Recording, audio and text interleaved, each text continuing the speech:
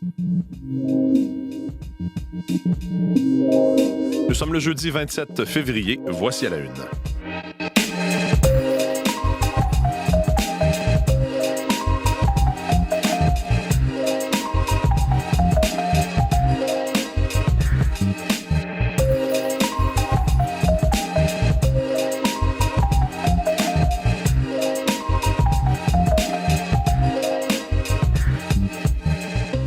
Bonjour, bon jeudi, bienvenue à l'émission. Mathieu Bellumeur au microphone. J'espère que vous allez bien ce matin. Merci d'être à l'écoute, merci d'être avec nous pour commencer cette nouvelle journée, ce jeudi 27 février. Oui, on va probablement avoir plus de nouvelles au cours de la journée. Aujourd'hui, l'acteur multi-oscarisé américain Gene Hackman et son épouse, une pianiste, Betsy Arakawa, qui ont été retrouvés sans vie dans leur résidence du Nouveau-Mexique, oui, à Santa Fe. C'est ce que rapportent ce matin plusieurs médias américains. On n'a pas la cause du décès du couple. Rien n'indique qu'il y a eu un acte criminel. Le chien également du couple a été retrouvé sans vie dans leur domicile. Donc, une histoire assez particulière avec encore beaucoup de points d'interrogation. Mais chose certaine, ça va certainement être appelé à se développer. Vous allez en entendre parler aujourd'hui dans les actualités. Sinon, Vincent Maisonneuve est avec moi ce matin. Bonjour Vincent. Bonjour Mathieu. On va revenir sur sa clique. Oui.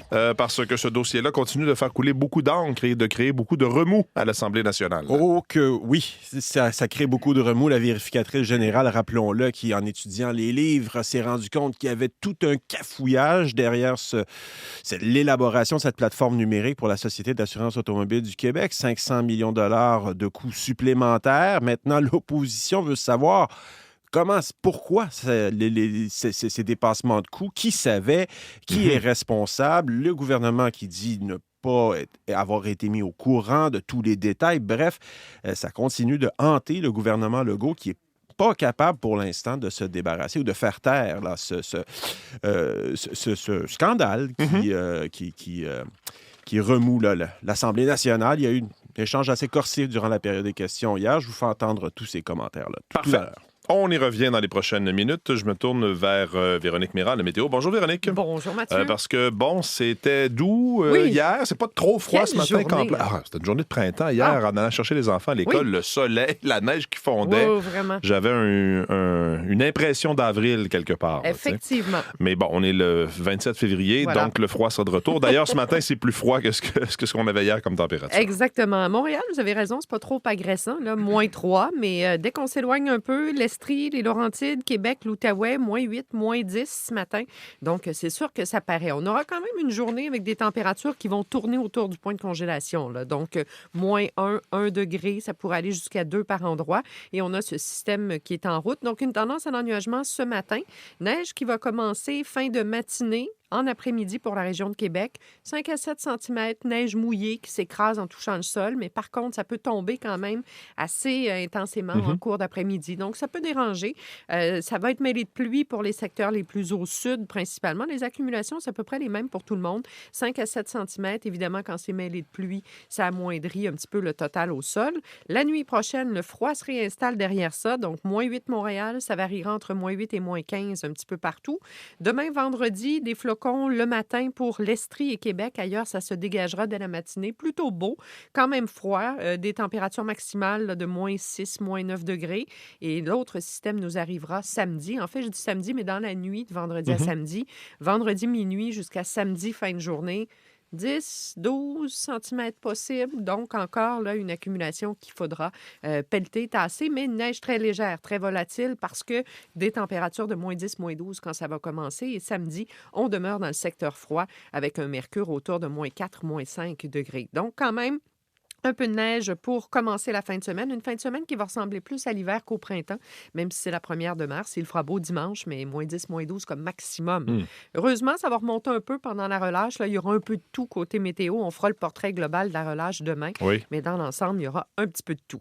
Cette neige-là est commencée du côté de l'Abitibi, 5 cm pour aujourd'hui. Ça s'ennuage vers le Saguenay, le Lac-Saint-Jean, le Bas-Saint-Laurent, la Gaspésie, la Côte-Nord. La neige commence cet après-midi, fin de journée ou ce soir. C'est un 5 à 7 cm, pas plus non plus. plus pour l'Est du Québec. Température autour de 0 aujourd'hui. Ce sera plus froid un petit peu demain. Pour ce qui est de l'Ontario, on a un avis de neige pour la portion nord seulement, 15-20 cm à partir de ce soir jusqu'à demain matin pour le secteur de Thunder Bay. Ailleurs, c'est plutôt une neige fondante, mêlée de pluie, 1 à 4 degrés. Ottawa, 5 à 7 cm de neige mouillée. Ça commence ce matin. Vers Vancouver, ça s'ennuagera. On aura d'autres averses en fin de journée. On tourne autour des valeurs de saison et la douceur se poursuit du côté d'Edmonton, Calgary. 9 à 15 degrés, plutôt beau temps, très venteux cependant.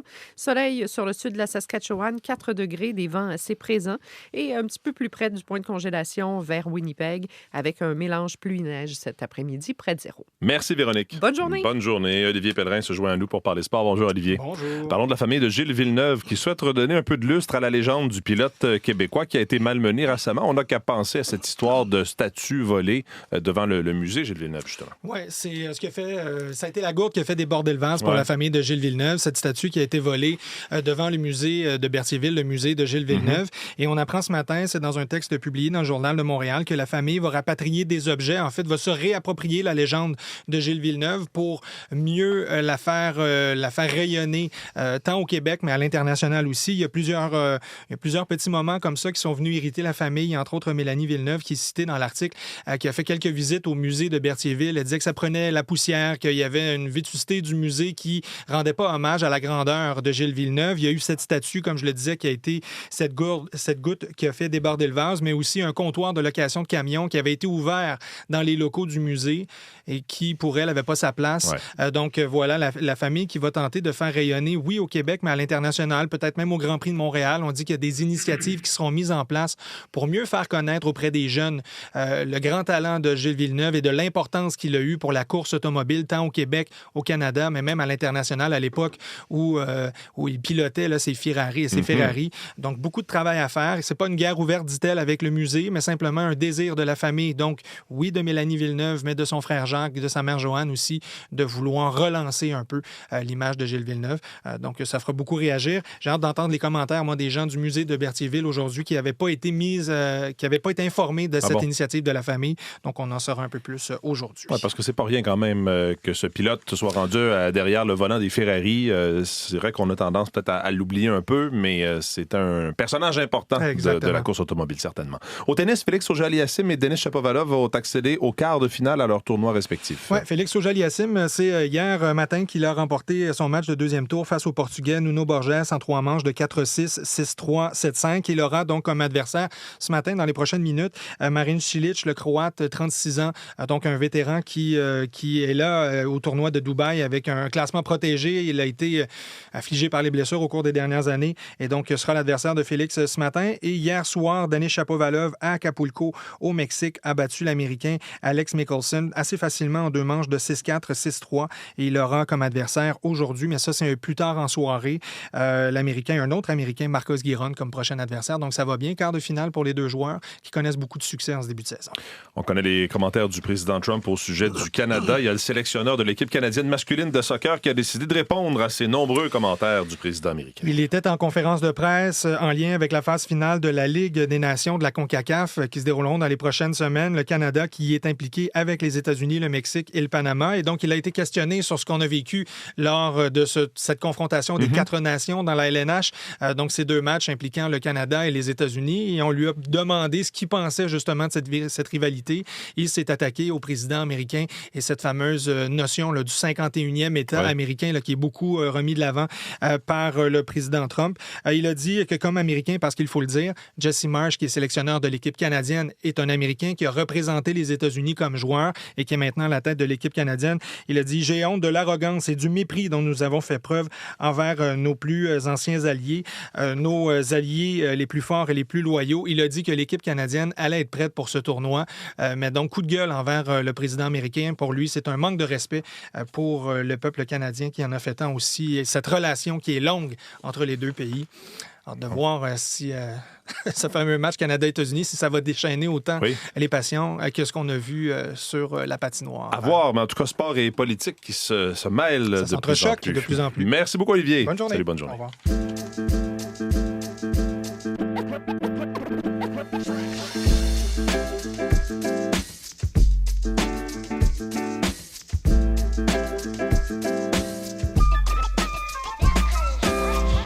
Cette controverse du fiasco de la plateforme numérique SACLIC de la Société de l'assurance automobile du Québec continue d'alimenter les débats à l'Assemblée nationale. L'opposition continue de talonner les ministres impliqués, réclame des démissions. Vincent, le premier ministre, a répété que son gouvernement et ses ministres n'étaient pas au courant. C'est vraiment la ligne du gouvernement qui s'appuie, en tout cas en bonne partie, sur le rapport de la vérificatrice générale du Québec. Et qu'on leur a menti dans les informations ou à propos de ce dossier-là. C'est un cafouillage qui, rappelons-le, a coûté aux contribuables un demi-milliard de plus que prévu et qui a fait enrager un très grand nombre de Québécois. On se rappellera au lancement de SACLIC il y a 2 ans pour les auditeurs de l'extérieur du Québec qui n'ont pas vécu cette transition-là de la Société d'assurance automobile du Québec.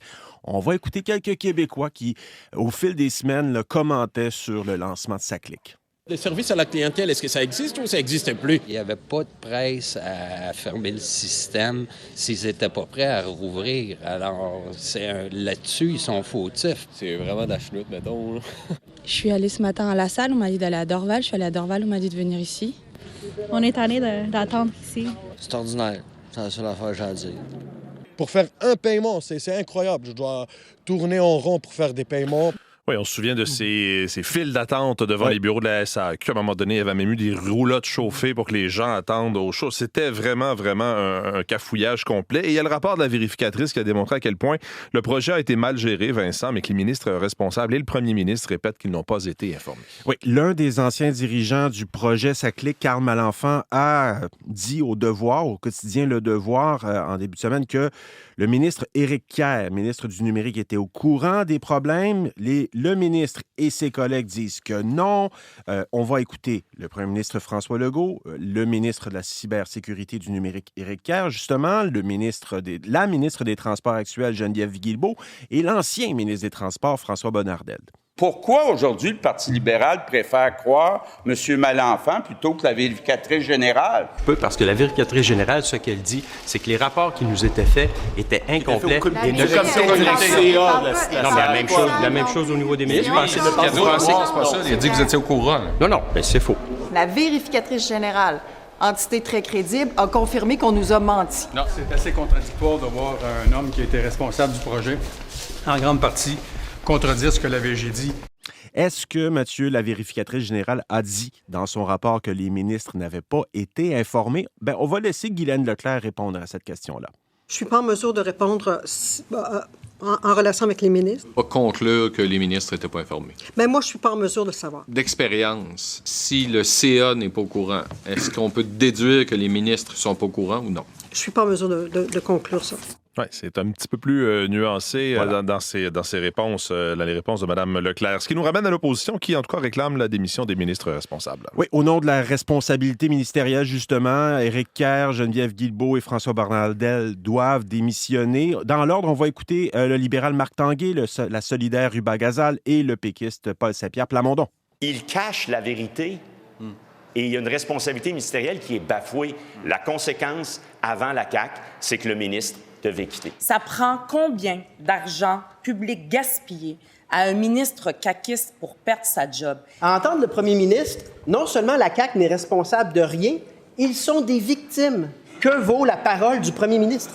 Le dossier SACLIC, Mathieu, est devenu radioactif pour le gouvernement. Je vous donne un exemple qui nous vient de notre collègue Danielle Boily. La présidente du Conseil du Trésor veut réévaluer la toute récente nomination du nouveau président de l'Office des professions. En raison de liens allégués avec le dossier de SACLIC, il faut dire que le nouveau président de l'Office, Pierre E. Rodrigue, a fait carrière dans la fonction publique québécoise, notamment comme sous-ministre au ministère de la Cybersécurité du Numérique, responsable du dossier SACLIC. Merci beaucoup, Vincent. Bonne journée. Je me tourne vers Mario de Ciccio qui est dans notre studio d'Ottawa. Bonjour, Mario. Bonjour. Revue de presse. Et quand je disais que ça continue de faire couler beaucoup d'encre, on en a une autre preuve ce matin. C'est en une du Devoir. Le Devoir nous dit qu'Éric Kerr aurait été informé des dépassements de coûts de SACLIC dès 2022.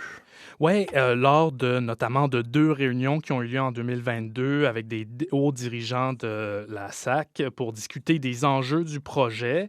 M. Carr a affirmé n'avoir reçu que des rapports indiquant que tout allait bien, ce que contredisent d'une part des témoignages et une portion du rapport de la vérificatrice générale, mais surtout le témoignage de M. Carl Malenfant qui avait donné sa version des faits hier au Devoir. Lui, c'était lui qui était en charge du projet de renouveau numérique de la SAC. On a entendu là, tous les commentaires des ministres. C'est sûr, ça continue de faire jaser tout ça. Plus tard, M. Carr a dit que oui, il en avait entendu parler, mais ça reste pas clair là exactement. Donc, il continue d'une part il continue de dire qu'il n'était pas au courant que ça allait si mal, mais on en apprend un peu plus aujourd'hui là, dans les pages du Devoir. Et bien entendu, ça fait jaser dans tous les médias, tous les chroniqueurs, ou la grande majorité, beaucoup de chroniqueurs dans la presse québécoise aujourd'hui, ce matin. Et dans la presse plus de ce matin, la ministre Pascale Derry, ministre de l'Enseignement supérieur, serait intervenue dans un autre cégep au sujet d'un cours en particulier. Oui, d'un cours de littérature palestinienne, cette fois-ci au Cégep Vanier. Et si on dit un autre, c'est, rappelez-vous, il n'y a pas si longtemps, on parlait d'une histoire similaire qu'elle était intervenue au Cégep de Dawson pour un autre cours similaire. Dans ce cas-ci, on parle d'un cours, comme je disais, sur la littérature palestinienne au Cégep Vanier. Peu avant son intervention, il y a aussi un organisme de lobbying juif qui avait tenté d'exercer des pressions sur le Cégep Vanier à ce sujet. La ministre, elle, se défend en affirmant qu'elle a simplement posé des questions et qu'elle n'a jamais censuré de cours. Elle aurait simplement demandé est-ce que c'est nécessaire d'avoir des sujets comme ça dans ce cours-là, alors qu'on sait que c'est un sujet qui fait jaser ces temps-ci, la Palestine et tout ça. Cependant, plusieurs experts dans l'article estiment qu'il s'agit d'une pression politique indue sur le contenu des cours. Il y a aussi, l'article révèle qu'il y a aussi eu des pressions similaires au cégep John Abbott, où une enseignante a été convoquée pour modifier un passage de son plan de cours sur la littérature palestinienne. Là, bien sûr, on ne parle pas nécessairement de la ministre Derry. Maintenant, dans le Devoir de ce matin, si on vient au Devoir, il y a une enquête, résultat d'une enquête qui est publiée ce matin sur les automobilistes qui frappent les piétons, souvent sans aucune conséquence judiciaire. Oui, il y a une mère d'un enfant frappé par un autobus qui dit il suffit de une fois que tu frappes quelqu'un, il suffit de dire que tu ne l'as pas vu et finalement tout est correct. Ça, c'est son témoignage dans le Devoir. C'est que l'enquête du Devoir révèle que l'inattention et les infractions mineures des automobilistes sont responsables de 42% des collisions fatales impliquant des piétons, des comportements qui incluent les distractions passagères, le non-respect des passages piétons, les erreurs liées aux angles morts. Mais malheureusement, ces manquements, souvent punis de simples amendes de 100 $ n'entraînent généralement pas de conséquences judiciaires sérieuses. Je dis malheureusement parce que plusieurs experts dans cet article disent à quel point si ça n'entraîne pas de conséquences judiciaires sérieuses, comment est-ce qu'on dit aux gens de faire plus attention en voiture? Donc, on voit vraiment, là, surtout que les collisions en voiture sont en baisse au Québec, mais ne le sont pas quand il est question de frapper des piétons. Merci beaucoup, Mario. Merci. Au revoir.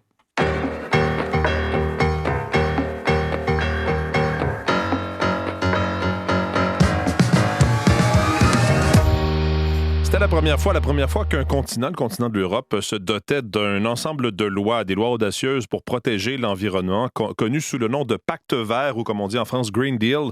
Cette législation ambitieuse avait pour but de décarboner l'Europe d'ici 2050. En tout cas, une bonne partie des pays qui composent l'Union européenne. C'est en train de dérailler et c'est avec Alexandra Chatzka qu'on va en parler ce matin. Bonjour, Alexandra. Bonjour, Mathieu. Alors, qu'est-ce qui se passe? Est-ce que c'est la fin de ce pacte vert? Mais pas encore, Mathieu. Ici, les choses ne vont pas aussi vite qu'à Washington, mais l'effet Trump se fait sentir. Il a un impact à ce niveau-là aussi. À tous les niveaux, d'ailleurs, l'Europe se prépare à se réarmer, à protéger son territoire contre les appétits non seulement de Poutine, mais aussi de Donald Trump, comme le Groenland. Et toute la stratégie économique et industrielle de l'Union européenne est maintenant impactée. Et le pacte vert, c'était la fierté du premier mandat d'Ursula von der Leyen, la présidente de la Commission européenne, qui s'est terminé l'an dernier, une de ses plus grandes réalisations. C'est un ensemble de lois un peu difficile à détailler, très technique, très complexe. Je rentrerai pas dans tous les détails, mais pour faire court, le Pacte vert devait faire de l'Europe un continent vert en 2050, comme vous l'avez mentionné dans l'introduction. Alors, juste quelques exemples. Une des lois obliger les entreprises de 250 employés et plus à rendre compte chaque année des démarches suivies dans le cadre de leur transition environnementale. Une autre directive sur le devoir de vigilance. Les entreprises devaient rendre compte du comportement en matière environnementale, mais aussi en matière de droits humains de leurs fournisseurs, de tous leurs fournisseurs. Et finalement, la taxe carbone aux frontières qui était déjà en application expérimentale dans les 27 pays d'Europe. Et là, tout ça est remis en question. Est-ce qu'il y a un lien avec l'arrivée à la Maison-Blanche de Donald Trump il y a un mois? Oui, le gros du pacte vert est aujourd'hui remis en question, exactement. Et c'est pas seulement Trump d'ailleurs, aussi les dernières élections européennes qui ont renforcé la droite et l'extrême droite climato-sceptique au Parlement européen. C'est aujourd'hui un très gros groupe. Aussi, face à la stratégie économique, face à la stagnation économique des pays comme l'Allemagne, qui était le moteur de l'Europe, face au retard de l'Europe par rapport aux États-Unis sur le plan économique, les entreprises ont commencé à se rebeller contre le pacte vert. Et maintenant aussi, la menace tarifaire, 25% dont Trump a encore reparlé hier, aussi face à la déréglementation trumpienne à tous les niveaux. Les entreprises américaines sont plus compétitives, donc l'Europe a dit, nous aussi.